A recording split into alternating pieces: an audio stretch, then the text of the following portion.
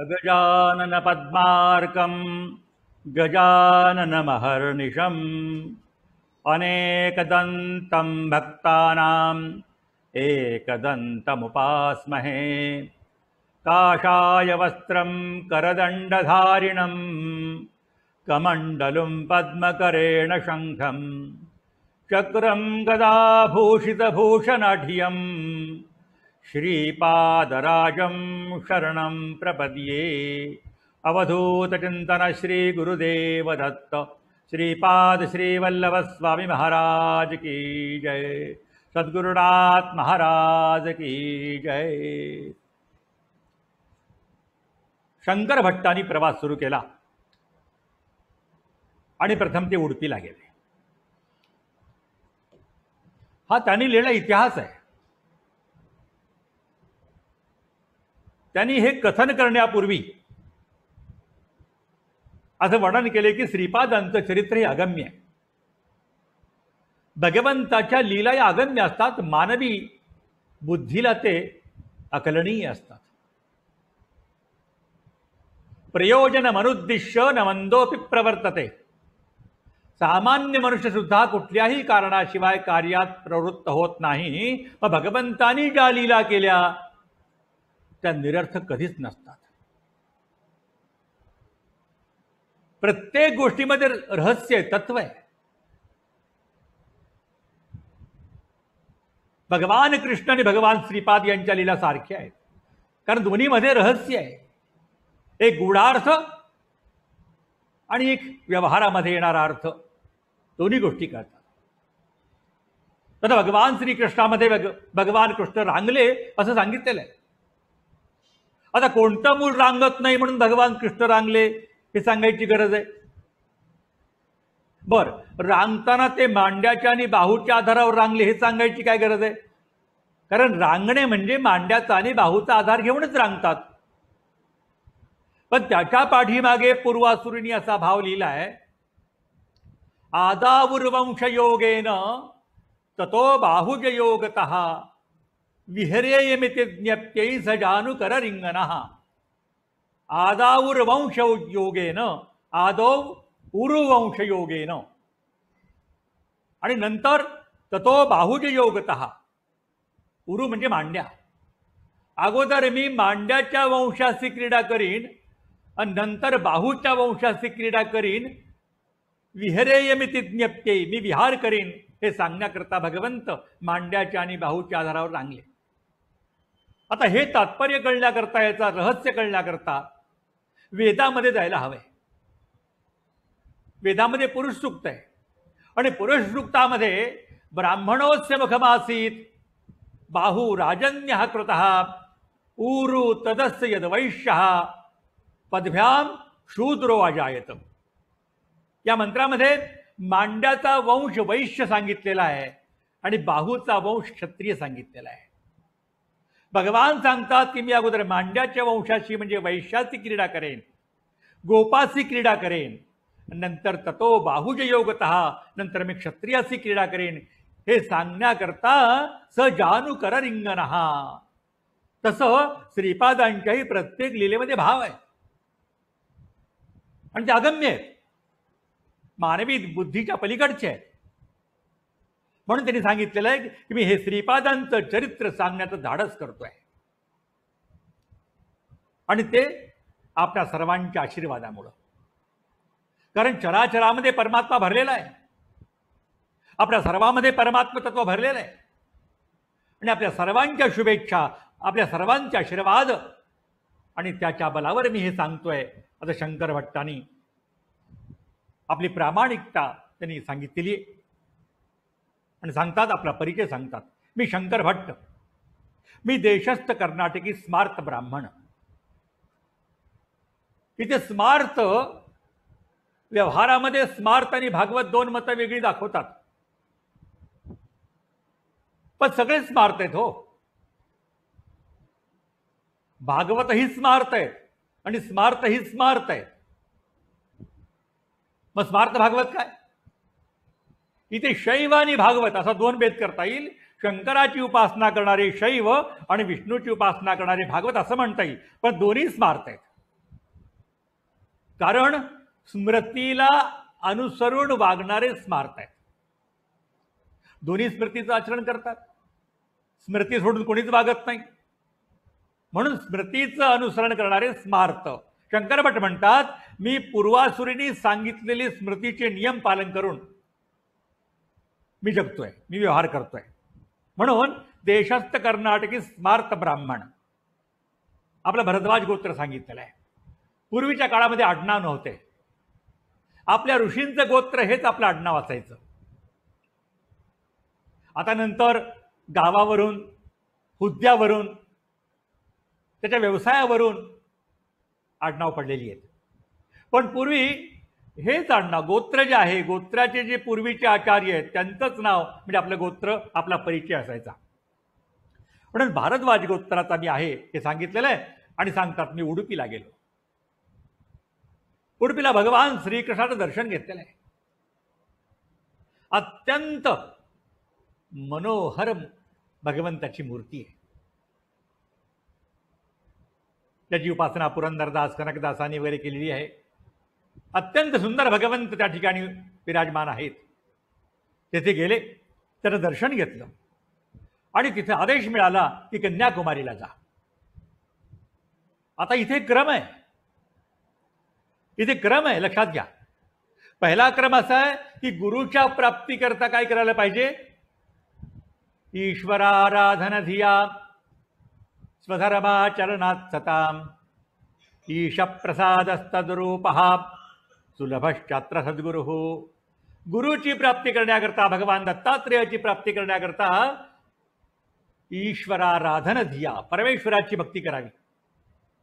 म्हणून ते परमेश्वराकडे गेलेले आहेत. आणि दुसरा भाग असा आहे की गुरुच्या कृपेने परमात्मा तत्वाची प्राप्ती होते. कृष्णं वंदे जगद्गुरुम, कृष्ण हे गुरु आहेत आणि त्यांच्या माध्यमातून शक्तीची उपासना मिळते आणि त्या शक्तीच्या उपासनेच्या द्वारे परब्रह्माची प्राप्ती होते, श्रीपादांची प्राप्ती होते. या दोन अर्थाने प्रथम ते गुरु तत्वाकडे गेलेले आहेत. कृष्णं वंदे जगद्गुरुम, कृष्ण जगद्गुरु आहेत. भगवंताचे अनेक अवतार झाले, पण कुठल्याच अवतारात हे नाही सांगितलं की सर्वधर्मान परित्यज्य मामेकं शरणं व्रज अहं त्वा सर्व पापेभ्यो मोक्षयिष्यामि. असं प्रतिज्ञावचन कुठेच नाही आहे. मामेव ये प्रपद्यन्ते मायाम एताम तरन्ति ते. जे मला शरण येतात ती ही माया तरून जातात. फक्त भगवान श्रीकृष्णाने हे सांगितलेलं आहे. म्हणून कृष्ण गुरु आहेत. म्हणून तिथे दर्शनाला गेले आणि भगवंताने तिथे आदेश दिला की कन्याकुमारी जा. गुरुच्या कृपेने भगवतीची उपासना करणे. कन्याकुमारी ही देवी शक्ती आहे. आता जेव्हा गुरुंनी शक्ती जागरण केलं म्हणून तिथे कन्याकुमारी सांगितलेलं आहे. कुंडलिनी शक्तीच्या द्वारे गुरुतत्वापर्यंत पोहोचायचंय. हा असा एक क्रम गूढार्थ आहे. या ग्रंथामध्ये खूप रहस्य दडलेलं आहे. आणि कन्याकुमारीला गेले, त्रिवेणी संगमाचं स्नान केलेलं आहे. व्यवहारामध्ये हे 3 सागर आहेत. हिंदी महासागर, अरबियन समुद्र आणि बंगालचा उपसागर. इथे इडा, पिंगला आणि सुषुम्ना हा त्रिवेणी संगम आहे. तिथे स्नान केलं आणि कन्यका परमेश्वरीचं दर्शन घेतलेलं आहे. पुजारी भक्तिभावानं पूजा करत होता. आता लक्षात येईल तुमच्या की पूजा करत होता याचा अर्थ भक्तिभाव असेल असं गृहीत धरता येत नाही. पूजा करत होता एवढं म्हणलं तरी चाललं असतं, पण पूजा एक क्रम करतात लोक. तिथे भक्तीचा अंश असतो की नसतो. म्हणून भक्तिभावाने पूजा करणे. पूजा करण्याचा मूल आधार आहे भक्ती. आणि भक्ती असेल तर तुम्ही काय उपचार अर्पण केले आणि काय नाही केले याला महत्व नाही आहे. भगवंत भक्तिप्रधान आहे, भावप्रधानम. भक्तिप्रिय माधव, माधवाला भक्तिप्रिय आहे.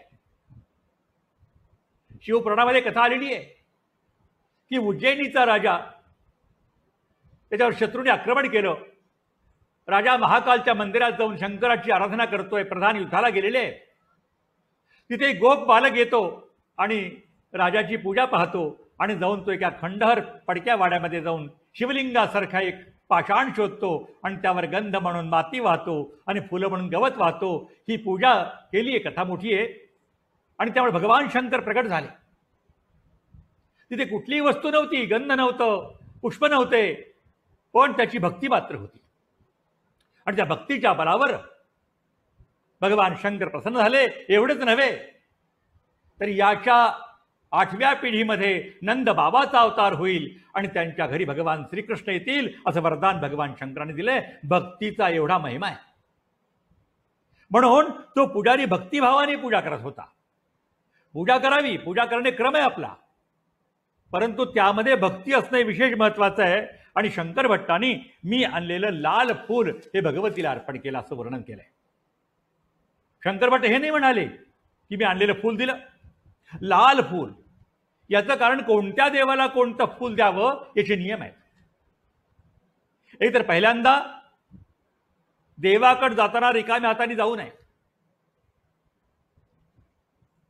रिक्त पाणिन न गच्छेतु राजानं देवतां गुरुम. राजा, देवता, गुरु, अग्निहोत्र, वैद्य, ज्योतिष हे सगळ्यांच्याकडं रिकाम्या हाताने कधी जाऊ नये. काहीतरी घेऊन जायला हवंय. आणि काय घेऊन जावं? सगळ्यात उत्तम पुष्प घेऊन जावं. पुष्प घेऊन जावं. पुष्पैर्देवा प्रसीदन्ति पुष्पै देवाश्च संस्थिता न रत्नैर्न सुवर्णेन न वित्तेन च भूरिणा. पुष्पैर्देवा प्रसीदन्ति. भगवंताला पुष्प दिले की प्रसन्न होतात. पुष्पैर्देवाश्च संस्थिता न रत्नैर्न सुवर्णेन. बाकी देवाला रत्न, सुवर्ण, मोत्याची माळ हे गौण आहेत. न वित्तेन च भूरिणा. धन किंवा सुवर्ण किंवा पैसा त्याचं महत्व नाही आहे. पुष्पैर्देवा प्रसीदन्ति. देवताकडे जाताना पुष्प घेऊन जावं. तथा प्रसादमायांती यथा पुष्पैर्जनार्दनः. जे रत्नानी, सोन्यानी, धनानी, पैशानी प्रसन्न होत नाहीत ते तथा प्रसादमायांती प्रसन्न होतात. कशामुळं? यथा पुष्पैर्जनार्दनः. पुष्पामुळे परमात्मा प्रसन्न होतो. आता हे पुष्प त्याचे काही नियम आहेत. ज्या त्या देवताला जे जे पुष्प आवडतं ते अर्पण करणं महत्वाचं आहे. कोणत्या देवाला कोणतं फुल आवडतं? बिल्वपत्रैर्न भास्करः. सूर्याला बेल चालत नाही, देवीला दुर्वा चालत नाहीत. हे सगळे नियम आहेत. करवीरस्रजो विस्तु पूजयेद यस्तु चंडिकां सोग्निष्टोमफलं प्राप्य सूर्यलोके महीयते. जो रक्तपुष्प, करवीर पुष्प, करवीर पुष्प लाल रंगाचं असतं, त्या फुलांनी पूजेत यस्तु चंडिकाम. चंडिकेला, देवीला हे जो फुल अर्पण करतो, योगनिष्ठोमफलं प्राप्य, त्याला सोमयागामध्ये अग्निष्टोम यागाच्या फलाची प्राप्ती होते. आणि शेवटी सूर्यलोके महीयते. तो सूर्यलोकामध्ये वास्तव्य करतो. म्हणून लाल रंगाचं पुष्प रक्तपुष्पेन चंडिका, रक्तपुष्पेन अंबिका. लाल फुल देवीला प्रसन्न आहे. हे नियम आहेत. विष्णूला अक्षता चालत नाहीत, शालिग्रामाला अक्षता व्हायच्या नाही. नाक्षतैरचयति विष्णू. विष्णूला अक्षता चालत नाही.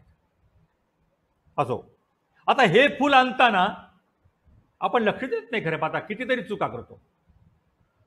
हातामध्ये फुलं आणायची नाहीत. त्यातल्या त्यात विशेष करून डाव्या हातामध्ये फुलं आणायची नाहीत. करानीतम पदानीतम आनीतम चार्कपत्रके. अर्कपत्र त्याला आपण म्हणतो रुचकीच्या पानामध्ये नाही आणायचं. एरंडपत्रेप्यानीत. एरंडाच्या पानामध्ये जर फुलं आणली तत्पुष्पम सकलम त्यजेत. हे पुष्प चालत नाहीत, याचा त्याग करावा. किंवा देवावर धारण केलेलं फूल, देवाला वाहिलेलं फूल, आपण वास घेतलेलं फूल, डाव्या हातात धरलेलं फूल, किंवा आपल्या वस्त्रामध्ये फूल गोळा केली, तत्पुष्पम परिवर्जयेत, ते फूल त्याग करावा असं सांगितलेलं आहे. फूल तोडताना स्नानाच्या पूर्वी तोडावं. स्नान झाल्यानंतर देवाकरता फुलं तोडायची नाहीत. स्नानं कृत्वा तू ये केचित पुष्पम गृह्णाति वै द्विजः देवतास्तन्न गृह्णन्ति भस्मी भवती काष्ठवत. स्नान केल्यानंतर जे फुलं तोडतात देवता ते फुल स्वीकारत नाहीत. भस्मी भवती काष्ठवत, ते काष्ठासारखे व्यर्थ होतात. म्हणून स्नानापूर्वी फुलं आणि स्नानानंतर तुळस तोडायची असते. पुष्पम वस्त्रेन बध्नीयात, वस्त्रामध्ये फुलं बांधायची नाहीत, डोक्यावर फुलं घ्यायची नाहीयेत आणि कुठल्याही पानामध्ये बांधून आणायचं नाही. फुलं त्याला छिद्र असता कामा नाही, किडे लागलेले असता कामा नाही. रविवारी दुर्वा तोडायच्या नाही. रविवारं विना दुर्वा तुलसीम द्वादशी विना, द्वादशीला तुळस तोडायची नाही. अमावस्येला कुठलाच वृक्षछेदन करायचं नाही, गवत सुद्धा तोडायचं नाही. फक्त भगवंताच्या पूजेकरता तुळस तोडता येते, होबा करता सभिधा तोडता येतात आणि गायी करता गवत तोडता येतं. बाकी कसल्याही कामाकरता कुठल्याही वनस्पतीला हात लावता येत नाही अमावस्येला.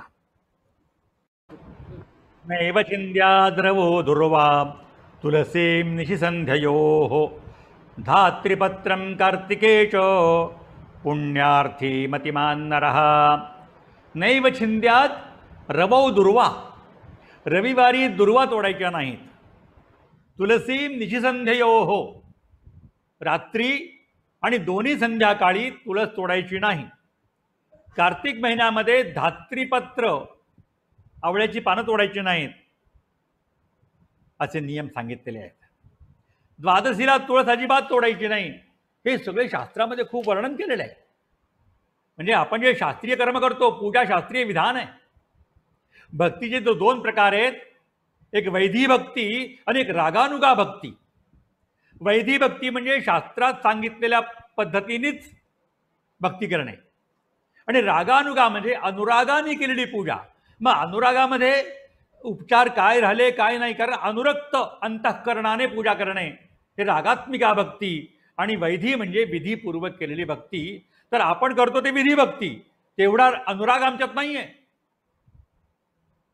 गोपीने भगवंताला दूध पाजलं किंवा खाऊ घातलं, लोणी किंवा दही दिलं, हा त्याचा अनुराग आहे.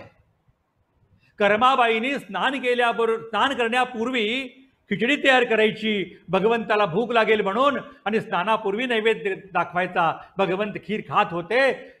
तिथे शास्त्र नाहीये, पण अनुरक्ती आहे, अनुराग आहे. प्रेमलक्षणा भक्तीचे उत्तम उदाहरण आहे. म्हणून यथा व्रजगोपिकानां, भक्ती गोपीसारखी असावीच का म्हटलेलं आहे, तर त्या रागानुगा भक्ती. पण आपण जे करतो आपला अधिकार तेवढा नाहीये. म्हणून आपण वैधी भक्ती शास्त्राने सांगितलेल्या पद्धतीने करणे, म्हणून या सगळ्या नियमांचं पालन केलं पाहिजे. शंकर भट्ट म्हणतात की मी फूल ते पुजाऱ्याला दिलं, पुजाऱ्याने पात्रामध्ये घेतलं आणि देवीला अर्पण केलेलं आहे, आणि असं जाणवलं की देवी माझ्याकडे पाहते. देवी पाहते. आम्ही पहा की न पहा, देवी पाहते. एकदा सुरदासजी वृंदावनात असताना द्वारकाधीशाच्या मंदिरातून बाहेर पडले. रोज दर्शनाला यायचे आणि बाहेर मंदिराच्या एक चौकडी बसलेली असायची. चौकडी असते, त्याच्या अगोदर 3 अक्षर आहेत. त्या चौकटीचा उद्योग काय असतो? हा का आला, तो का आला, ही कुठे जाते, तो कुठे जातो. दुसरा उद्योग नसतो ना. देवाच्या दारामध्ये राहून त्याचा उद्योग चाललेला असतो. ते रोज म्हणायचे, ये अंधा क्यों आता है सूरदास, ये किसे देखता है. सूरदास ऐकायचे, निघून जायचे. वंद होत निंद होत सुनेती मंत, असो नसो वा कमला गृहात, हो मृत्यूआजीच घडो युगांते, सन्मार्ग टाको न भले न जाती, कुणी वंदा अथवा निंदा, आम्हा स्वहिताचा धंदा. म्हणून सूरदास न बोलता निघून जायचे. पण एके दिवशी या चौकडीच्या सदस्यांना राहावे ना. ते म्हणले, सूरदासजी आप तो अंधे हो, फिर आप यहां आकर किसे देखते हो? सूरदास जी ने उत्तर दिया, हाँ भैया मैं तो अंधा हूं, लेकिन वो अंधा नहीं है ना, वो अंधा नहीं है, और मैं उसे देखने से क्या लाभ होगा? वो जब मुझे देखेगा तो मैं कृतार्थ हो जाऊंगा. भगवंत पाहत असतात हे लक्षात घ्या. आता विश्वास असला पाहिजे. हा नियम आहे शास्त्राचा की प्रतिमायाम शिला बुद्धी, प्रतिमेला शिला म्हणून पाहणं, कोणता पाषाण आहे म्हणून पाहणं. मंत्रेच अक्षरबुद्धीचं, मंत्र म्हणजे अक्षर समुच्चय आहे असं मानणं, आणि गुरोस्तु मानुषम बुद्धिम, गुरुला मनुष्य म्हणून पाहणं. कुर्वाणो नरकम व्रजेत, त्याला नरकाची प्राप्ती होते. म्हणून देवाच्या प्रतिमा या सचेतन आहेत, सचेतन आहेत. ब्राह्मणाच्या वेदमंत्रांनी त्यामध्ये प्राणप्रतिष्ठा केलेली आहे आणि भगवंताचं वास्तव्य त्या मूर्तीमध्ये आहे असा दृढ विश्वास असला पाहिजे. शंकर भट्टांनी भगवतीच्या मुखाकडे पाहिलं आणि भगवती स्मितहास्य करते आहे असं शंकर भट्टाला जाणवलं आणि असा भाव झाला की मी तुझ्यावर प्रसन्न झाले आहे. तिने सांगितलं, शंकरा जा, कुरवपूरला जा आणि श्रीपाद श्रीवल्लभ स्वामींच्या दर्शनाने जीवन कृतार्थ कर.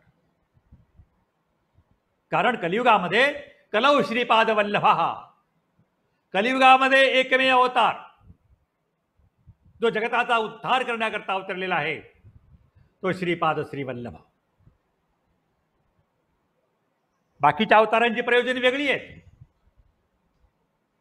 पण श्रीपादांचा अवतार हा जगदोद्धारा करता आहे, म्हणून तो श्रीपादांच्या दर्शनाने जीवन कृतार्थ करून घे. त्याच्या दर्शनाने दिव्य आनंद प्राप्त होईल. आंबा मातेचा प्रवास घेतला आणि शंकर भट्ट प्रवासाला निघाले.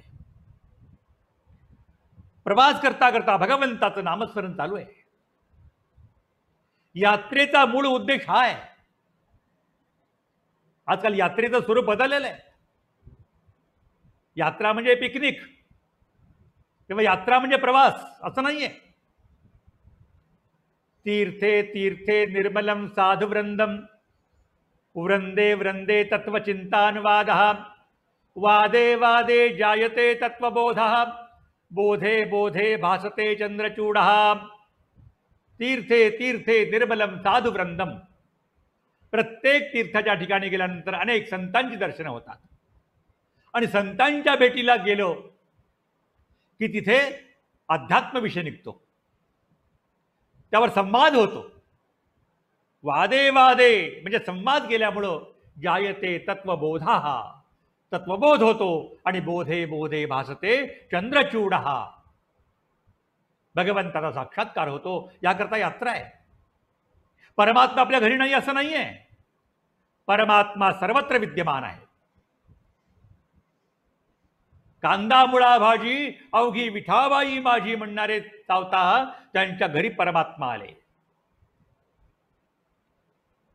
गंगा रोहिदासाच्या कठवटमध्ये निघाली, परंतु सत्संग दुर्लभ आहे. गंगा पापम शशीतापम दैन्यम कल्पतरुस्तथा, पापम तापंच दैन्यंच हरेत संत समागमः. गंगा पाप नाहीच करते, चंद्रमा दाह नाहीच करतो, कल्पवृक्ष दैन्य दूर करतो, पण गंगा दैन्य दूर करत नाही. चंद्रमा दैन्य दूर करत नाही, पाप दूर करत नाही, आणि कल्पवृक्ष पाप दूर करत नाही, दाहकत्व दूर करत नाही. पण या तीनही गोष्टी हरे संत समागमः, संत समागमामध्ये या तिन्ही गोष्टी येतात. म्हणून क्षणमिह सज्जन संगती रेका भवती भवार्णवतरणे नौका. एक क्षण संतांची संगती झाली तर भवसागरामध्ये नौकेचं कार्य करते. म्हणून संत संगतीचं महत्व आहे. आणि तीर्थाटन देशाटन त्याला खूप महत्व आहे. गेल्याने देशाटन पंडित मैत्री सभेत संचार, शास्त्रग्रंथावलोकने मनुजाम चातुर्य एतसे फार. देशाटन केल्यामुळे, कारण देशाटनामध्ये भारत एक वैविध्यपूर्ण देश आहे भारत. आणि इथे प्रत्येक प्रांतामध्ये भाषा वेगळी, आचार विचार वेगळे, संस्कृती वेगळी, रहनसहन वेगळी, पोशाख वेगळा, हे सगळं पाहायला भारतामध्ये मिळतं. विविधता आणि त्यामध्ये एकता हे भारतीयांचं वैशिष्ट्य आहे. म्हणून हे पाहता पाहता आमचं ज्ञान वाढतं. यस्तु संचरते देशान यस्तु सेवेत पंडितान तस्य विस्तारिता बुद्धी तैल बुद्धिरिवांबसी तैल बिंदुरिवांबसी. ज्याप्रमाणे तेलाचा थेंब पाण्यात टाकल्यानंतर जसा तो प्रसरण पावतो, त्याप्रमाणे यस्तु संचरते देशान, जो देशाटन करतो, यस्तु सेवेत पंडितान, जो विद्वानांची सांगत्य करतो, त्याची बुद्धी विस्तार पावते. यो न संचरते देशान, जो देशाटन करत नाही, यो न सेवेत पंडितान, जो पंडितांची सेवा करत नाही, तस्य संकुचिता बुद्धी घृतबिंदुरिवांबसी. ज्याप्रमाणे तूप पाण्यात टाकल्यानंतर शिजतं, एकत्र येतं, त्याप्रमाणे जो देशाटन करत नाही, विद्वानाची सांगत्य करत नाही, त्याची बुद्धी संकुचित होत असते. म्हणून देशाटन एकतर यात्रा आहे आणि एकतर ज्ञानवर्धनाकरता उत्तम मार्ग आहे. म्हणून देशाटन पूर्वी करायचे, पायी यात्रा करायच्या. पायी यात्रेमध्ये सत्संग महत्वाचा आहे. अनेक संत भेटतात, संतांच्या बरोबर यात्रा करावी.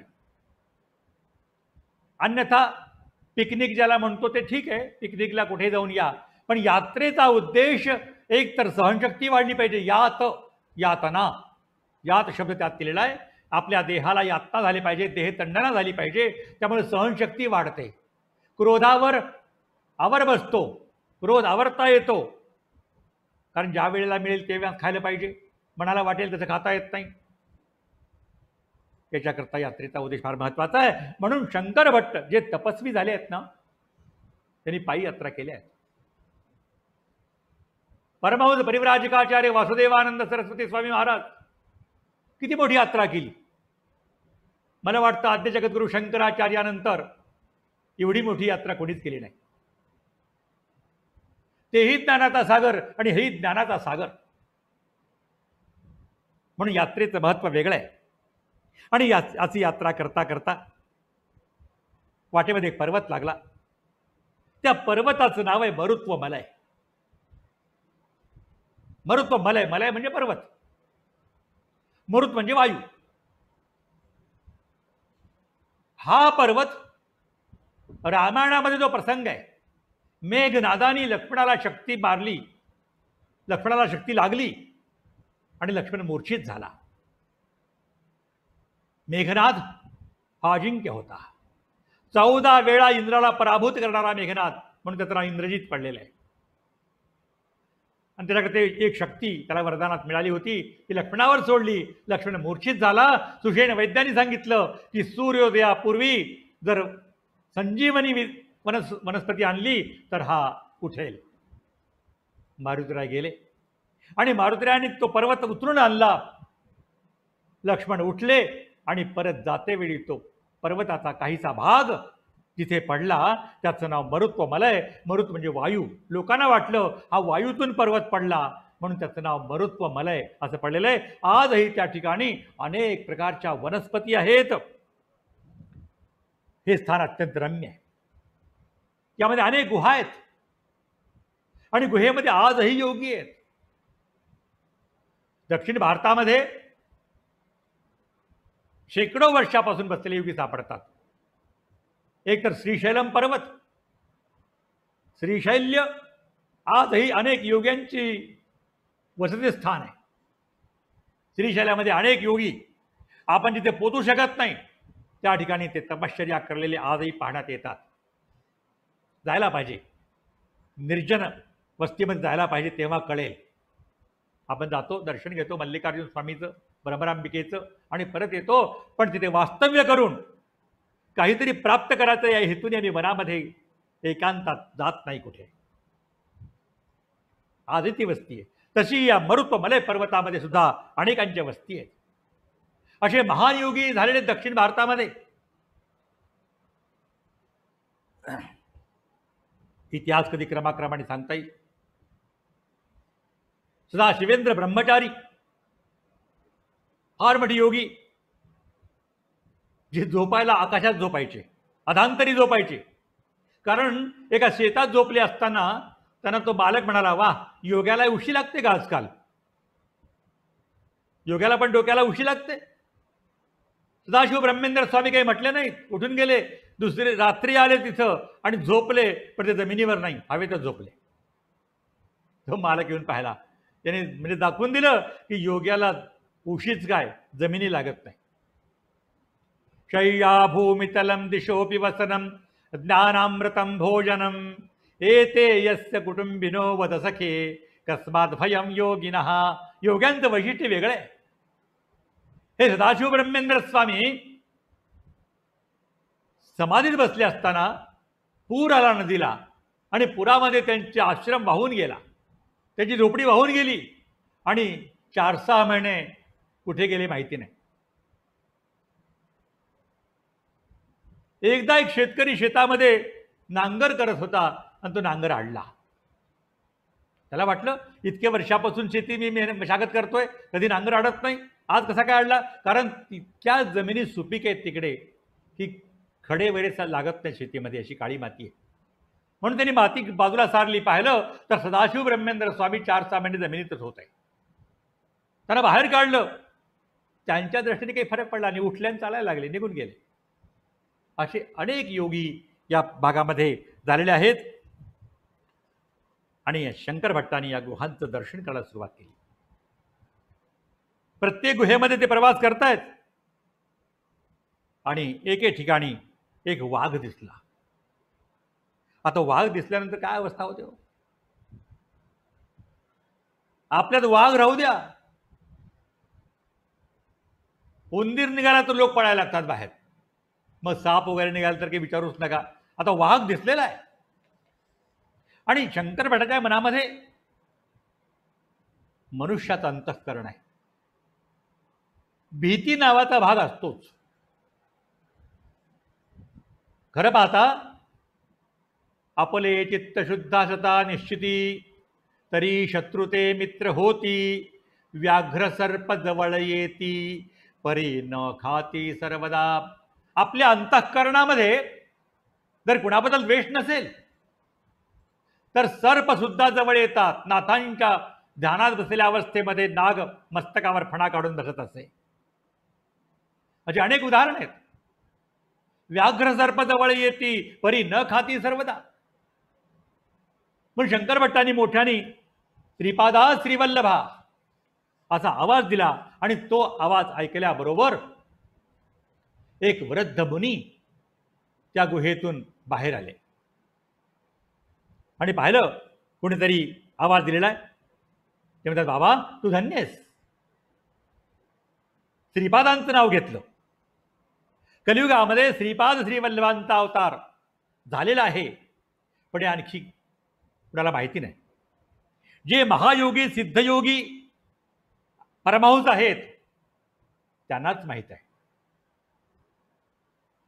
तू भाग्यवान आहेस आणि भाग्यवान असल्यामुळे तू या पुण्यस्थळात आलेला आहेस. पुण्यस्थळामध्ये येऊन तू नाव घेतलेलं आहे. पुण्यस्थळामध्ये जाऊन जर पुण्यकर्म केलं तर अनंत पट फल मिळतं. पुण्यस्थळामध्ये जाऊन जर पाप केलं तर ते अनंत पट मिळतं.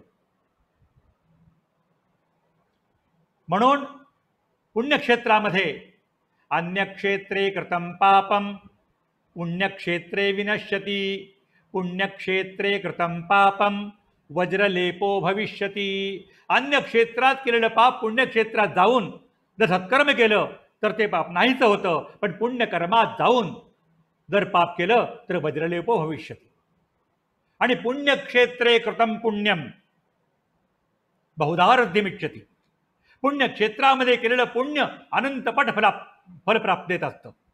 म्हणून अशा पवित्र स्थळी जाऊन भगवान श्रीपाद श्रीवल्लभांच्या नावाचा गजर केला. तू भाग्यवान आहेस, तुला श्रीपाद श्रीवल्लभांचं दर्शन होईल असा आशीर्वाद दिलेला आहे.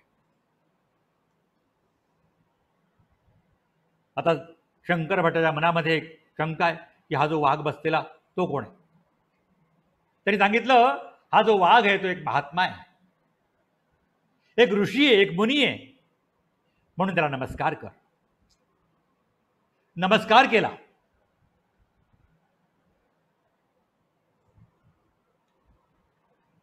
आणि वाघाने उच्चार केला, श्रीपादराजम शरणम प्रपद्ये. त्या वाघाने या मानवी स्वरामध्ये श्रीपादराजम शरणम प्रपद्ये म्हटलं आणि एक चमत्कार झाला. आणि त्यांनी वाघाचा वेश बदलला आणि एक दिव्य वेशधारी मुनी उभा टाकला त्या ठिकाणी. त्यांनी या वृद्ध तपस्व्याला नमस्कार केला आणि एका क्षणार्धामध्ये ते आकाशमार्गाने निघून गेले. या वृद्ध तपस्व्यानी आपल्या संकल्पनाने अग्नी प्रज्वलित केला आणि त्याकरता आहुती देण्याकरता सामग्री ही मंत्र्यांनी निर्माण केली.